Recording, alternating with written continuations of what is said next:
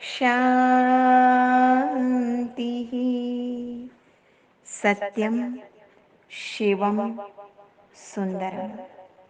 सतचित आनंद स्वरूप सत श्री अकाल मूर्त सदाशिव परम पिता परमात्मा की प्यारी संतान, प्यारे भाइयों तथा बहनों, आज दिनांक 27 जुलाई 2022 की मुरली का मंथन प्रस्तुत है।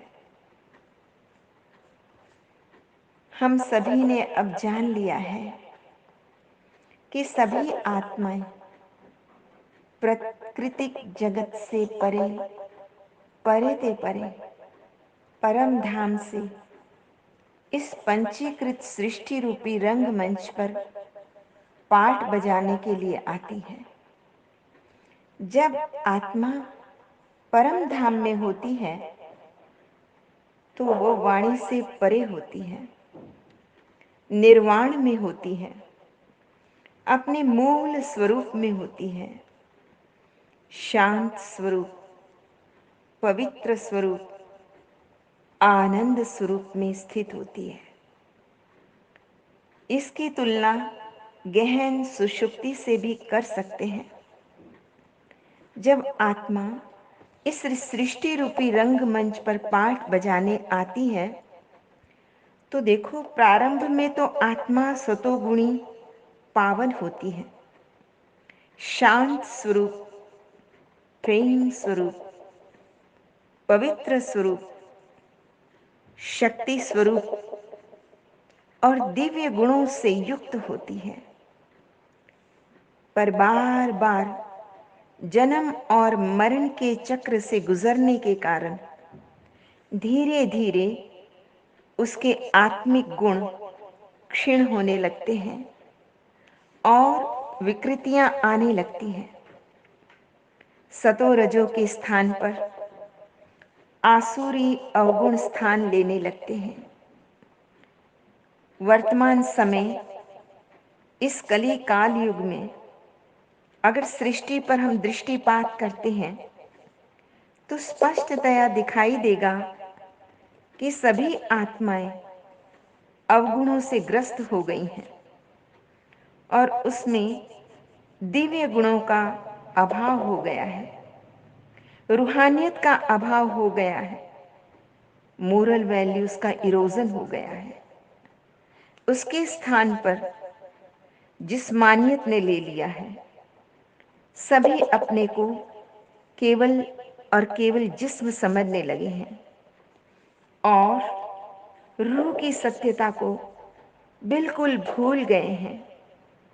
जो सबसे करीबी हिस्सा था, मेरे होने का, मेरे अस्तित्व का बोध था, मेरी सत्यता थी, वो ही असत्य की आंधियों में कहीं खो गई है और असत्य के गुबार को छान रही है। सचमुच किसी ने क्या खूब कहा है, जिस्म और रूह का रिश्ता भी क्या अजीब रिश्ता है। उम्र भर साथ रहे, तारुफ न हुआ, अर्थात खुद से खुद की ही मुलाकात नहीं होती है। आंख फिर भी न खुले तो क्या कहें। यदि आसुरी अवगुणों को हम देखना चाहें तो हमारे आसपास सब जगह आप उसे देख सकते हैं। दूर मत जाइए, अपने संचार माध्यम को ही देख लें, चाहे वो सोशल मीडिया हो, इंटरनेट हो, न्यूज़ हो, टीवी के माध्यम से देखें, आराम से इसे देख सकते हैं। कैसे देह का अविवेकपूर्ण प्रदर्शन, अमर्यादित प्रदर्शन हो रहा है। भारतीय संस्कृति, उसकी मर्यादाएं तार तार हो रही हैं। ऐसे में सचमुच कुछ रूहें तो उस परमात्मा को पुकारती हैं। अब भगवान शिव कहते हैं मैं तुम्हें आसुरी गुण निकाल दैवी गुण पुनः धारण कराने के लिए आया हूं। इसके लिए वो युक्ति भी बताते हैं कि तुम्हें सोल कॉन्शियस और गॉड कॉन्शियस बनना होगा। देह के नाम रूप के आकर्षणों से परे जाना होगा। आत्मिक दृष्टि, पावन दृष्टि का अभ्यास करना होगा। और कैसे अभ्यास करना होगा? इस जग से अलग होकर रूह उस रब से रूह रिहान करो। जो ध्यान तुम्हारा रखता है, तुम भी उसका कुछ ध्यान करो। कैसे ध्यान करना है ये भी देखना है। होकर भी देही चुप चाप बहोस, शिव की नेह की धारा में आतम पंछी को उड़ने दो जो बंद है तन के कायरा में। शिव परमात्मा के दरस परस का सरस सरस रस पान करो। जो ध्यान तुम्हारा रखता है, तुम भी उसका कुछ ध्यान करो। उस परमात्मा का ध्यान, अपने आत्म स्वरूप का ध्यान निरंतर करना होगा। इसके साथ साथ राजयोग, कर्मयोग का भी दीर्घकालिक अभ्यास करना होगा। निरंतर स्वरूप स्मृति का ध्यान करना होगा। उसके द्वारा भीतर के सत्य स्वरूप का पुनर्जागरण करना होगा। वो भी पूर्ण रूप से जागरण करना होगा। वास्तविक जीवन में उसका प्रगटीकरण हो सके, क्योंकि ज्यादातर मनुष्य आत्माएं अज्ञान निद्रा में, मोह निद्रा में सोई हुई है। सचमुच रामचरितमानस में क्या खूब कहा है, मोह निशा सब सोवन हारा और देखे स्वप्न अनेक प्रकारा। ये प्रभु प्रदत्त राजयोग, कर्म योग से हमारी मोह निद्रा और तंद्रा भंग हो जाएगी और हमारा पूर्ण स्वरूप, वो भी स्वस्वरूप, सत्य स्वरूप प्रकाशित हो जाएगा। जिन आत्माओं का सेल्फ एनलाइटनमेंट हो जाता है, उन्हें सतयुगी स्वराज्य का स्वर्गिक भाग्य प्राप्त हो जाता है, जहां उन्हें शाश्वत सुख, शांति और आनंद का साम्राज्य मिल जाता है। आज का प्रश्न है, परमपिता परमात्मा की इस धरा पर कौन सी डिवाइन एक्ट चलती है जो तुम बच्चों को भी होनी चाहिए? इस सृष्टि पर देखिए, ऐसे भी मांगलिक पल, पावन पल आते हैं जब परमपिता परमात्मा इस धरा पर प्रकृति को अधीन करके साधारण मानवीय रूप में अवतरित होते हैं और न केवल अवतरित होते हैं पर मानव मेदिनी के मध्य विचरण भी करते हैं। सभी आत्माओं की त्रिलोक, त्रिकाल, त्रिनेत्र का ज्ञान देते हैं और मानवीय चेतना के उत्कर्ष के लिए सहज राजयोग की शिक्षा भी देते हैं। ये वो विधा सिखाते हैं जिससे आत्मा अपने स्वरूप में टिक जाती है। भगवान शिव हमें प्रेरणा देते हैं कि तुम्हें भी अन्य आत्माओं को जागृत करना है, क्योंकि ज्ञान योग के अभ्यास से ही आत्माएं पावन बनेगी। ये है सच्ची रूहानी सेवा। पुरुषार्थ करते यदि कोई आत्मा शरीर छोड़ भी जाती है तो चिंता नहीं। बाबा कहते हैं नेक्स्ट बर्थ में पुनः इसी ज्ञान की तरफ वो आत्मा आकर्षित होती है और स्वकल्याण एवं लोक कल्याण में लग जाती है।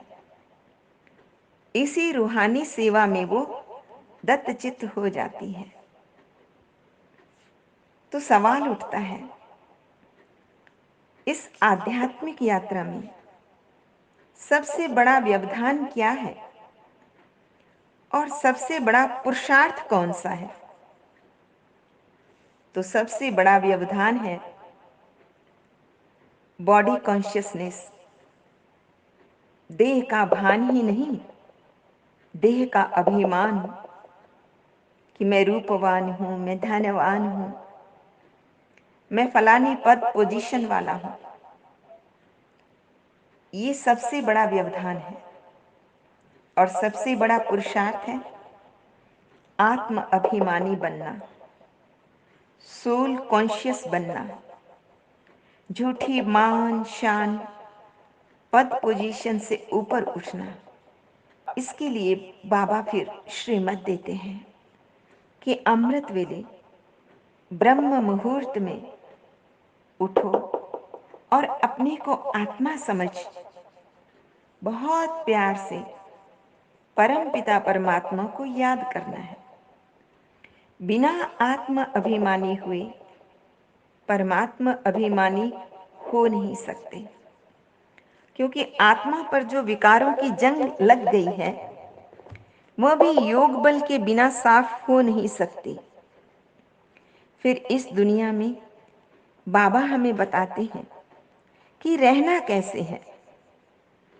इस दुनिया के अंदर तुम्हें कमल पुष्प के समान रहना है। हम दुनिया में रहें पर दुनिया हमारे में न रहे। हम सृष्टि में रहें पर हमारी चेतना सदैव सृष्टा के साथ रहे। हम दृष्टा बनकर रहें, साक्षी बनकर रहें, ऊर्ध्वमुखी होकर रहें। फिर बाबा ने कहा कि हर एक की नब्ज देखकर ज्ञान देना है। कैसे पता लगे? क्योंकि ये तो ज्ञान रत्न है, ये बड़े अमूल्य हैं। देखें, जिनके हृदय में प्रभु के प्रति अनुराग हो, जिनमें सच्ची लगन हो, जो प्रभु प्रेम का दीवाना हो, परवाना हो, मस्ताना हो, उसको ही ये ज्ञान योग की शिक्षा देनी है। जो इसकी कीमत नहीं जानते हैं उनके सामने अपने ज्ञान रत्नों की पोटली नहीं खोलनी है। आज का वरदान है, शिक्षक बनने के साथ रहम दिल की भावना द्वारा क्षमा करने वाले मास्टर मर्सीफुल भव। क्योंकि बाबा ने कहा है कि ये शिक्षा, ये ज्ञान रत्न दूसरों को भी देना है, क्योंकि सर्व का कल्याण करना है। जब सर्व का कल्याण करेंगे तो दुआएं भी तो मिलेंगी ना। लेकिन बाबा कहते हैं केवल शिक्षक नहीं बनना है, इसके साथ साथ आपका हृदय करुणा से भरा हो, दया से भरा हो, ऐसे मर्सीफुल बनना है। रहम दिल बनकर अगर कोई गलती करता है तो उसे क्षमा कर देना है। सच्चे दिल से क्षमा करना है। सिर्फ केवल शिक्षक ही नहीं बनना है, कमांडिंग वॉइस में ही शिक्षा नहीं देते रहना है, अपने जीवन द्वारा शिक्षा देनी है, उन्हें क्षमा कर देना है। इन संस्कारों से ही सबको हम दुआएं दे सकेंगे और दूसरों से दुआएं ले भी सकेंगे। अभी से बाबा कहते हैं दुआएं देने के संस्कार पक्के करो, तो आपके जड़ चित्रों से भी दुआएं लेते रहेंगे। इसके लिए हर कदम श्रीमत प्रमाण चलते हुए दुआओं का खजाना भरपूर करो। स्लोगन है, जिनकी झोली परमात्मा दुआओं से भरपूर है, उनके पास माया आ नहीं सकती। क्योंकि जब आप विश्व सेवा में अपना तन मन धन निस्वार्थ रूप से लगाते हैं तो परमात्मा की दुआएं आप पर आती हैं, वो आपका सुरक्षा कवच बन जाती हैं। इसलिए माया भी वहां नहीं आती, क्योंकि आप बिजी हैं। जब आप बिजी हैं तो माया वहां आ नहीं सकती। अच्छा, मीठे मीठे सिकिलदे बच्चों प्रति माता पिता बाप दादा का याद प्यार और गुड मॉर्निंग। रूहानी बाप की रूहानी बच्चों को नमस्ते।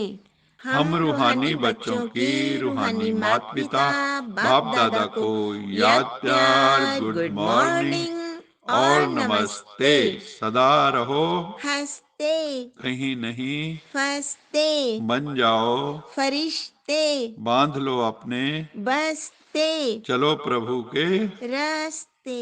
वाहिगुरु जी का खालसा वाहिगुरु जी की फतेह। बोल साचे दरबार की जय।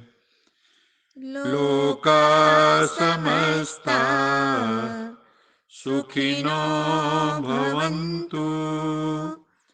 लोका समस्ता सुखिनो भवन्तु। लोका समस्ता सुखिनो भवन्तु। ओम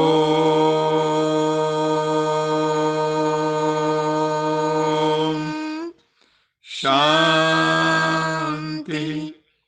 शांति शांति।